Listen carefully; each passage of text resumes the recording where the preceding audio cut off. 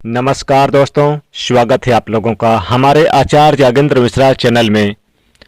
नवरात्रि में कन्या पूजन में रखें इन बातों का ध्यान। दोस्तों, सच्चे हृदय से कमेंट बॉक्स में लिखें जय माता रानी। माता रानी आपके सभी कष्टों को समाप्त करे, आपकी झोली खुशियों से सदैव भरी रहे। दोस्तों, नवरात्रि का पर्व 9 देवियों अर्थात 9 कन्याओं को समर्पित है।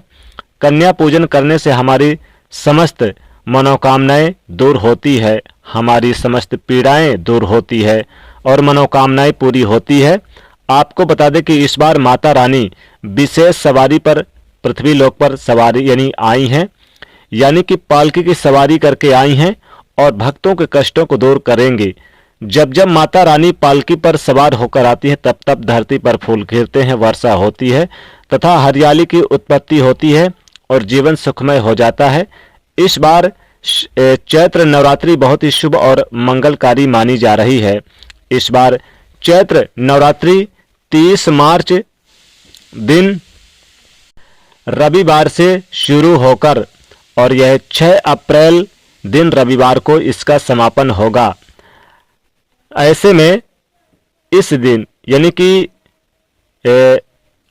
राम नवमी 6 अप्रैल को है और साथ ही साथ जो माता रानी की नवमी तिथि है वो भी 6 अप्रैल को है। दुर्गा विसर्जन यानी कि जो होता है, जो मुख्य यानी कि भंडारा वगैरह होता है, वो राम नवमी को इस दिन 6 अप्रैल को होगा। दोस्तों, चैत्र नवरात्रि की अष्टमी और नवमी तिथि पर कन्या पूजन का विशेष विधान है। इस बार महाअष्टमी तिथि 5 अप्रैल के दिन और साथ ही साथ रामनवमी यानी कि नवमी तिथि महानवमी तिथि 6 अप्रैल को मनाई जाएगी। दोस्तों, इस बार पूरी चैत्र नवरात्रि 8 दिनों की रहने वाली है।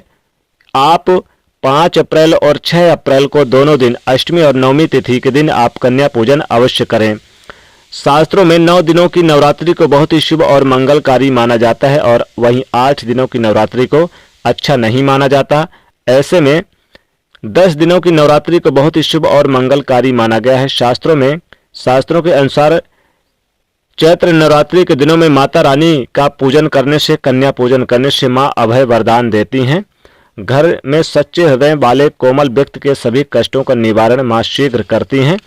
माँ की उपासना से विनम्रता का विकास होता है तथा सभी कष्ट, दरिद्रता, दुख, गरीबी नष्ट हो जाते हैं।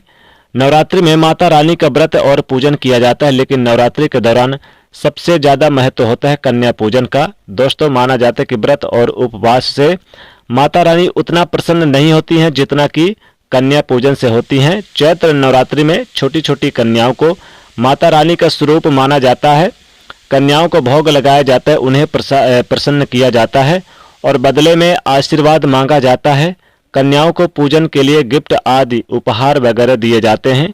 माना जाता है कि अगर कन्याओं को कोई भेंट दी जाए और वो उसे खुशी खुशी स्वीकार कर लें तो इसका मतलब है माता रानी अर्थात माता वैष्णो ने वो भेंट स्वीकार कर ली है जिन पर कन्याएं प्रसन्न होती हैं।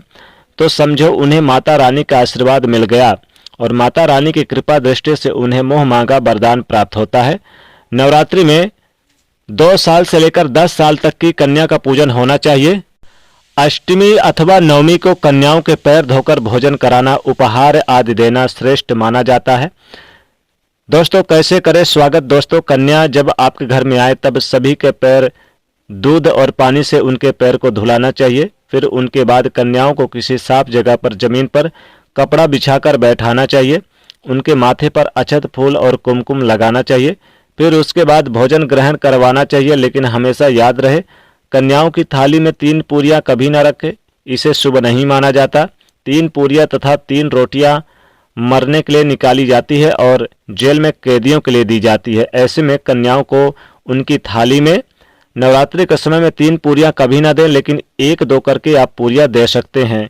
इससे 3 संख्या बढ़ जाती है। दोस्तों, कन्याओं को खाना खिलाने के बाद अंत में कन्याओं के सर पर लाल चुनरी ओढ़ाना चाहिए और भोजन में आपको खीर, पूड़ी, हलवा तथा आलू की सब्जी, छोले वगैरह की सब्जी खिलाना चाहिए।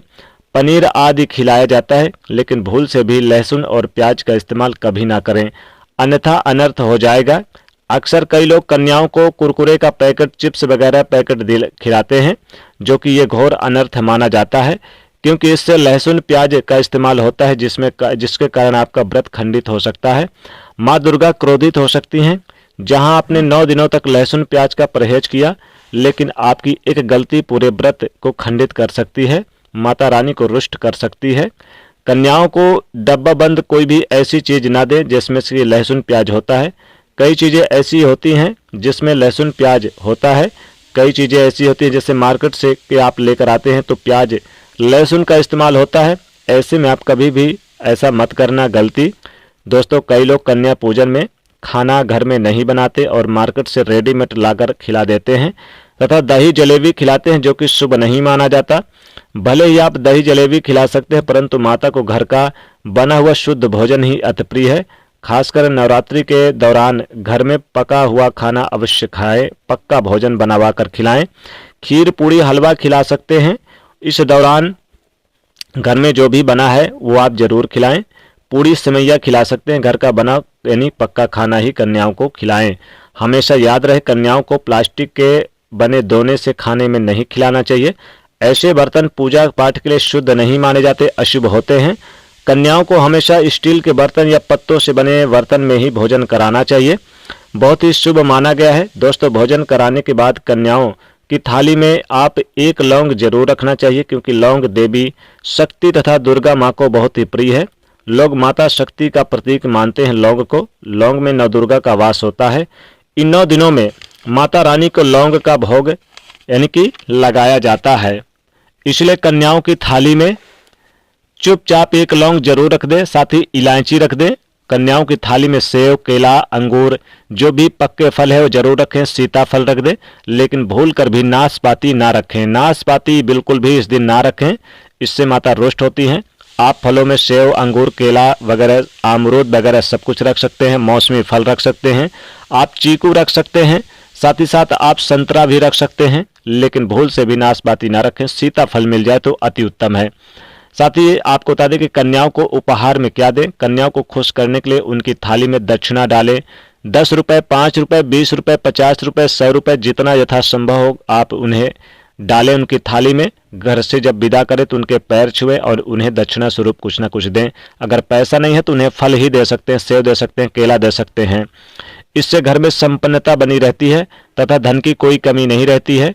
कन्याओं को सुंदर सा गिफ्ट दे सकते हैं। शास्त्रों में बताया जाता है कि कन्या जितना खुश होकर घर से जाती हैं, माता रानी उतना ही जल्दी आपको फल की प्राप्ति प्रदान करती हैं। ऐसे में आप कन्याओं को चॉकलेट बॉक्स दे सकते हैं तथा खूबसूरत कपड़े दे सकते हैं। याद रहे, काले कपड़े, नीले कपड़े ना दें, बाकी दे सकते हैं। बर्तन गिफ्ट के तौर पे दे सकते हैं। याद रहे, कन्याओं को लोहे का कोई भी सामान ना दे, प्लास्टिक का कोई भी सामान ना दे। कुरकुरे वगैरह भी इस दिन भूल कर न दें। और अपने मन में जो भी प्रार्थना है, आप कन्याओं के पैर छूकर जब प्रस्थान करने लगे तो पैर छूकर उन्हें प्रणाम करें और उनके मस्तक पर अपना पैर यानी कि उनके पैर पर अपना मस्तक रखें और उनसे प्रार्थना करें। सच्चे दिल से मांगी मुराद माता रानी अवश्य पूरी करती हैं। दोस्तों, नवरात्रि में कुछ विशेष सावधानी भी बरतें, जैसे कि अगर आपने जौ बोया है, हरे भरे जौ हो जाए तो बहुत ही शुभ है, बहुत ही अति उत्तम है। इसलिए जौ आपने जो लगाया हुए हरे भरे होने चाहिए, पीले नहीं होने चाहिए। जौ में 1 रुपए का सिक्का रख दें और फिर इसे अलमारी पर रख दें बाद में जब नवमी के दिन यानी रात्रि में, तो बहुत ही शुभ होता है, माता रानी प्रसन्न होती हैं। तो दोस्तों, आशा ही करते हैं कि ये वीडियो आपको अच्छी लगी होगी, इसलिए वीडियो को लाइक करें, ज़्यादा से ज़्यादा लोगों तक पहुँचाएँ। जय माता रानी।